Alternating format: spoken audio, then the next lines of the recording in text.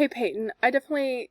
agree with you about like how upsetting most of this stuff is because I think that the Hispanics that I have worked with are literally the most hardworking people. And I watched one of the other TED Talks in this module, and she goes on to say that she had been like set up for failure, and yet she is proving this failure wrong, not only to herself but to everybody else. And I just think that that's really empowering. But to get to your question, I definitely do think that Hispanics are facing these like this inadequate healthcare, not only because they're being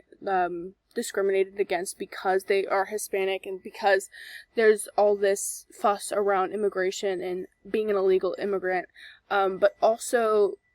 like for women, we don't even have proper healthcare because we didn't start actually testing women medications on women until very recently. So I also think that the same with Black Americans is that the reason that these minorities aren't getting adequate health care is because they're not using them as like, they're not trying to understand what they're going through. They're not trying to understand sickle cell and teach that in our health classes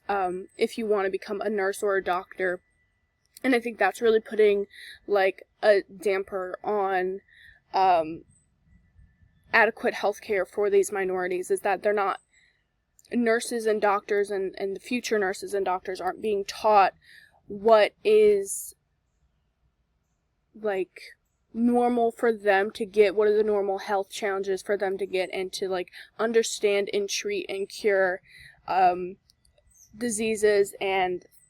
illnesses that mostly come up in these minorities and their bodies, and the health problems that they usually face. So I think that it's a mix of that and also just discrimination and all this fuss around illegal immigrants and how they don't deserve to be in this country, so they don't deserve adequate health care.